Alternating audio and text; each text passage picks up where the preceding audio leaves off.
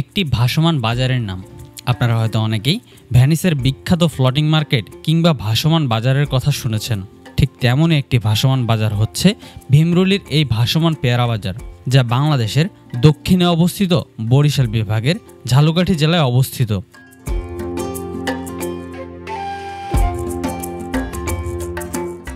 Asia মহাদেশের মধ্যে সবচেয়ে বৃহত্তম পেয়ারা বাগানও এই ভীমরুলির কোল ঘেঁষেই অবস্থিত।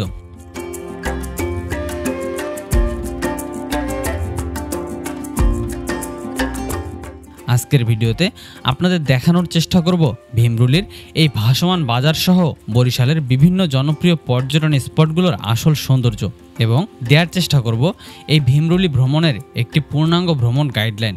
তাই ধৈর্য সহকারে সম্পূর্ণ ভিডিওটি দেখার আমন্ত্রণ জানিয়ে শুরু করছি আমাদের আজকের ভ্রমণ গল্প বাংলাদেশের সবচেয়ে বৃহত্তম ভাসমান বাজার এই ভীমরুলিকে নিয়ে।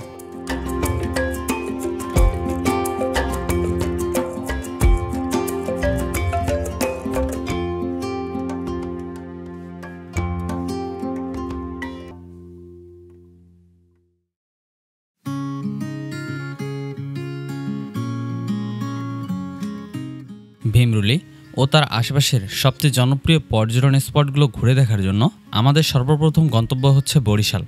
ঢাকা অথবা দেশের যে কোনো প্রান্ত থেকে বরিশাল রুটের যে কোনো বাসে করে চলে আসতে পারেন এই বরিশাল শহরে।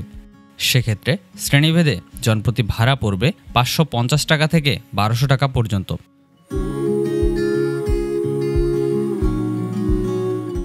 এবারের যাত্রায় আমরা যাচ্ছি ঢাকার ব্যস্ততম নদীবন্দর ঢাকা লঞ্চ টার্মিনাল কিংবা সদরঘাট থেকে এম খান 7 নামের এই লঞ্চটিতে করে।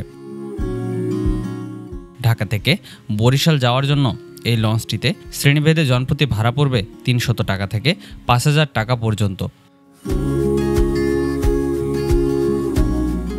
আপনাদের সকলের জ্ঞাতার্থে জানিয়ে রাখছি যে ঢাকা থেকে বরিশালগামী সকল লঞ্চ রাত 9টা থেকে 9টা 30-এর মধ্যে সদরঘাট ছেড়ে চলে যায়। তাই লঞ্চে ভ্রমণের ক্ষেত্রে অবশ্যই রাত 9টার পূর্বেই সদরঘাটে উপস্থিত থাকাটা জরুরি। সবকিছু ঠিক থাকলে লঞ্চ আপনাকে সকাল 5টা থেকে 6টার মধ্যে বরিশাল লঞ্চ টার্মিনালে পৌঁছে দেবে।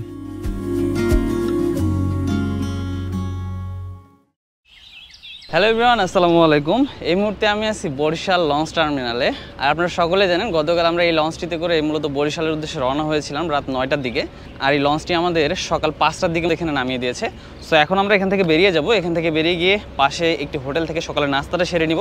সকালে নাস্তাটা সেরে নিয়ে আমাদের আজকে যাত্রাটা শুরু করব।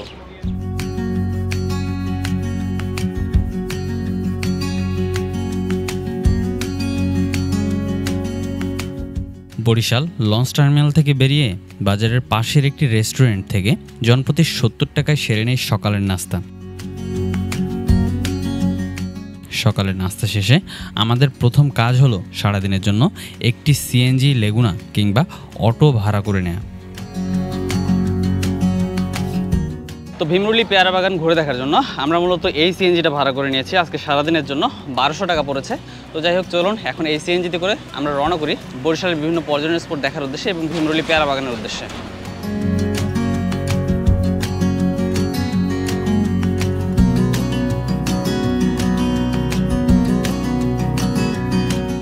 বরিশাল শহর থেকে ভীমরুলি পেয়ারা বাজারের দূরত্ব প্রায় 35 কিলোমিটার। যেতে সময় লাগবে মোটামুটি 1 ঘন্টা থেকে 1 ঘন্টা 20 মিনিটের মতো। ভীমরুলি যাওয়ার সময় আপনারা চাইলে আমাদের মতো রায়পাশার করাপুরা ইউনিয়নে অবস্থিত মিয়াবাড়ি মসজিদটি দেখে যেতে পারেন, যা মূলত মুঘল স্থাপত্য শৈলী দ্বারা নির্মিত একটি 3 গম্বুজ বিশিষ্ট মসজিদ।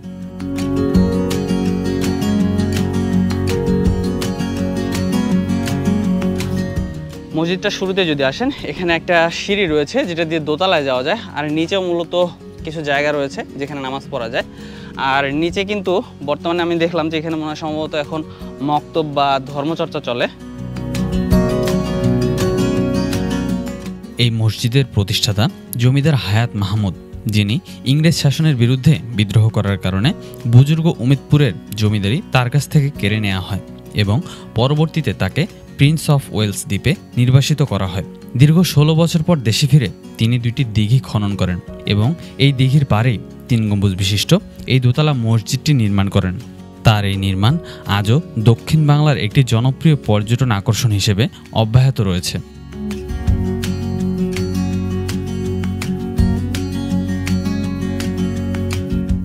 মিয়াবাড়ি জামে মসজিদটি দেখা শেষ করে এবারে আমাদের গন্তব্য ভীমরুলির পেয়ারা বাজার। এখানে একটি বিষয় অবশ্যই মাথায় রাখতে হবে যে ভীমরুলি ভাসমান পেয়ারা বাজারটি সকাল 8টা থেকে শুরু করে 10:30-এর ভিতরেই শেষ হয়ে যায়। তাই মিয়াবাড়ি জামে মসজিদে খুব একটা সময় অতিবাহিত না করে এই গ্রামীণ পথ ধরে আমাদের ছুটে চলা ভীমরুলি পেয়ারা বাজারের উদ্দেশ্যে।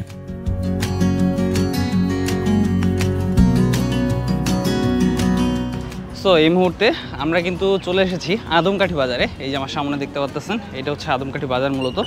আর এখানে অসংখ্য এরকম নৌকা রয়েছে, বৈঠা নৌকা, আর কিছু ট্রলারও রয়েছে, সেগুলো যাচ্ছে ওই দিক থেকে আসতেছে, ওইটা মনে হয় ওই দিকে ঘাট। আর এখানে একটা বাজার আছে, আর এই যে এখানে মূলত বৈঠাওয়ালা নৌকা যেগুলো, সেগুলো আপনারা কিন্তু চাইলে এই আদমকাঠি বাজার থেকে নৌকা রিজার্ভ করে নিয়ে পেয়ারা বাগান এবং আমড়া বাগানের যে সৌন্দর্য এগুলো দেখতে পারবেন।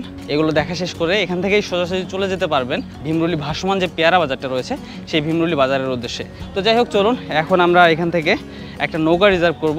নৌকা রিজার্ভ করে চলে যাব হচ্ছে ভীমরুলি পেয়ারা বাজারের উদ্দেশ্যে। তো আমরা মূলত ভীমরুলি পেয়ারা বাজার ঘুরে দেখার জন্য এই নৌকাটা রিজার্ভ করে নিলাম। এটা ঘন্টা প্রতি 300 টাকা পড়ছে। এখানে কিন্তু সব নৌকায় ওরকম 300 থেকে 350 টাকা চেয়ে থাকে। তো আপনারা একটু দামাদামি করে মূলত এই নৌকাগুলো রিজার্ভ করবেন। তো যাই হোক, চলুন এই নৌকাটাতে করে এখন আমরা রওনা করি ভীমরুলি বাজারের উদ্দেশ্যে।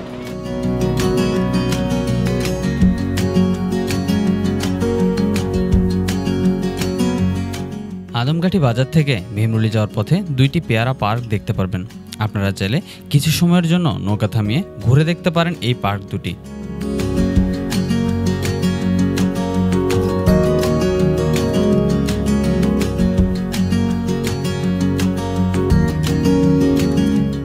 এই নৌকাতে আদমকাঠি থেকে ভীমরুলি যেতে সময় লাগবে মোটামুটি 40 মিনিট থেকে 1 ঘন্টার মতো।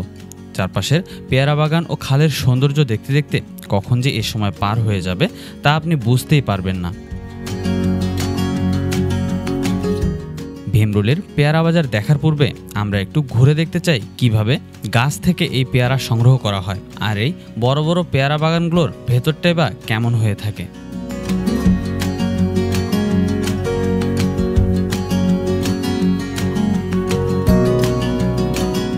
তো ভীমরুলি যাওয়ার পথে আপনারা কিন্তু এই ভীমরুলি খালের দুধার ধরে অসংখ্য পেয়ারা বাগান দেখতে পারবেন। আমরা মূলত একটা পেয়ারা বাগানে এসেছি পেয়ারা কিভাবে পারে সেটা দেখার জন্য। দেখুন, মূলত এইভাবে পেয়ারাগুলোকে হারভেস্ট করা হচ্ছে। অনেকে গাছে উঠে এপাশে নৌকায় করে তারা আসলে পেয়ারা পারতেছে। মূলত এই পেয়ারা বাগানের ভিতর দিয়ে এরকম ক্যানেল করা আছে, আর মাঝখান দিয়ে দেখুন পেয়ারা গাছ লাগানো আছে, মাঝে আমড়া গাছ লাগানো আছে। হ্যাঁ, আর এই দেখুন সাইড দিয়ে ক্যানেল তৈরি করা আছে। এই ক্যানেলগুলি দিয়ে মূলত এই ছোট ছোট যে ডিঙি নৌকোগুলো আছে সেই নৌকোগুলো দিয়ে পেয়ারাগুলোকে সংগ্রহ করা হয়। এই ছোট নৌকা ছাড়া কিন্তু বড় নৌকা নিয়ে এইসব জায়গায় ঢোকা সম্ভব না, বা এই পেয়ারা বাগানে ঢোকা সম্ভব না। দ্যাটস ওয়াই আর কি এই ছোটো নৌকাগুলো তারা ব্যবহার করে থাকে।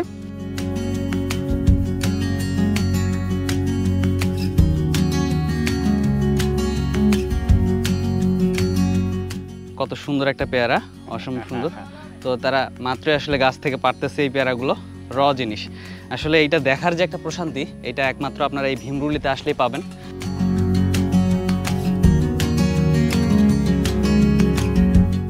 তো যাই হোক, এখন আমরা মূলত এই পেয়ারা বাগান থেকে বেরিয়ে যাচ্ছি। এখন আমরা এখান থেকে বেরিয়ে সোজাসুজি চলে যাব ভীমরুলি যে বাজারটা, ঠিক ওই জায়গাটায় যেখানে মূলত সকল খরিদ্দার এবং বিক্রেতারা একসাথে পেয়ারা কেনাবেচা করবে, ঠিক ওই জায়গাটায়। তো যাই হোক, চলুন সেখানে যাওয়া যাক।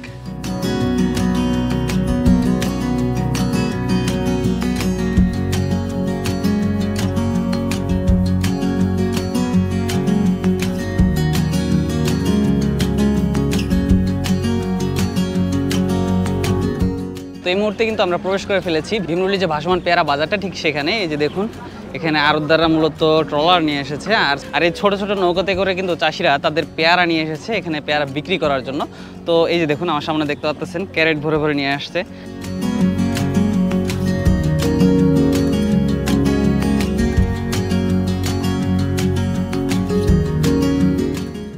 এই যে আমার পাশে দেখতে পাচ্ছেন এখানে মূলত একটা জমজমাট বেচাকেনা চলছে। দেখুন যারা মূলত বাগান রয়েছে যাদের, তারা মূলত এই পেয়ারাগুলো এখানে ছোট ছোট নৌকা করে ভরে নিয়ে এসেছে।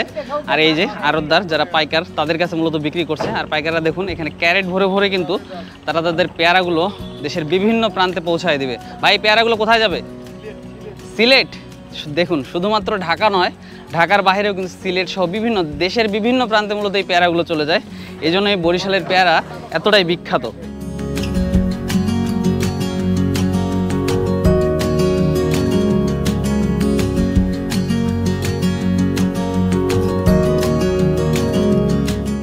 এখানে কিন্তু পেয়ারার পাশাপাশি দেখুন কলা, কাঁচা কলা, সকল ধরনের শাকসবজি কিন্তু এখানে বিক্রি হয়। তবে পেয়ারাটা সব থেকে বেশি বিক্রি হয়, কারণ সকালবেলা পেয়ারা হারভেস্ট করা হয়।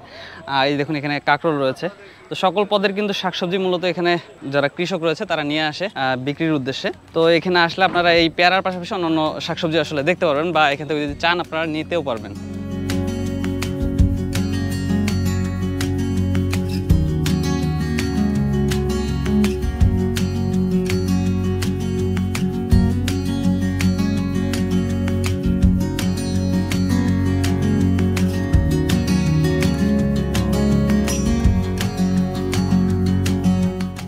সময় কিছুটা বাড়তে না বাড়তেই অসংখ্য ছোট ছোট নৌকা দ্বারা ভরে গেল ভীমরুলির এই ভাসমান বাজারটি। যে দৃশ্য দেখে আপনি সত্যিই আশ্চর্য হয়ে যাবেন। এ বাজারের অবস্থান ঝালকাঠি, বরিশাল ও পিরোজপুরের সীমান্তবর্তী এলাকায় হওয়ায় প্রতিদিন অসংখ্য পেয়ারা আসে আশেপাশের এই পেয়ারা বাগানগুলো থেকে। পেয়ারা চাষের সাথে এই এলাকায় প্রায় 1500 থেকে 2000 জন কৃষক ওতপ্রোতভাবে জড়িত রয়েছে, যার বাৎসরিক উৎপাদন প্রায় 6355 মেট্রিক টন।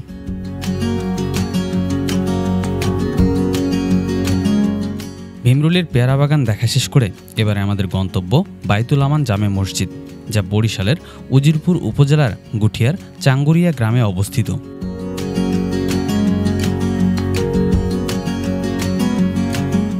সো ফাইনালি আমরা কিন্তু চলে আসছি বাইতুল আমান জামে মসজিদে। এই যে আমার সামনে দেখতে পাচ্ছেন, এটা হচ্ছে বাইতুল আমান জামে মসজিদ। আপনারা মেইন ফটক দিয়ে ঢোকার পরে কিন্তু হাতের ডান সাইডে একটা বড় পুকুর দেখতে পারবেন, পুকুর ঘাট রয়েছে, এখানে ঘাট বাঁধা রয়েছে। আর বামে কিন্তু রয়েছে এই মসজিদটা। এই মসজিদটি মূলত 2003 সালে স্থানীয় একজন ব্যবসায়ী নির্মাণের সকল ব্যয়ভার বহন করে এই মসজিদটি নির্মাণ কাজে সহযোগিতা করেছেন। এবং মসজিদটি আসলে অনেক সুন্দর। মসজিদটি খুব একটা বড় না, বাট এখানকার যে একটা মিনার রয়েছে এটা অনেক বড় একটা বড় মিনার, যেটা কিনা 193 ফুট।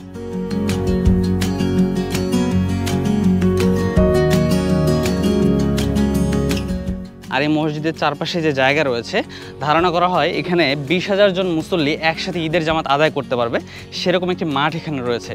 তো আসলে অনেক সুন্দর একটি মসজিদ। আপনারা যখন আসবেন এই বরিশালে অথবা ঝালকাঠিতে ভাসমান পেয়ারা বাগান দেখতে, অবশ্যই এই মসজিদটি দেখে যাবেন।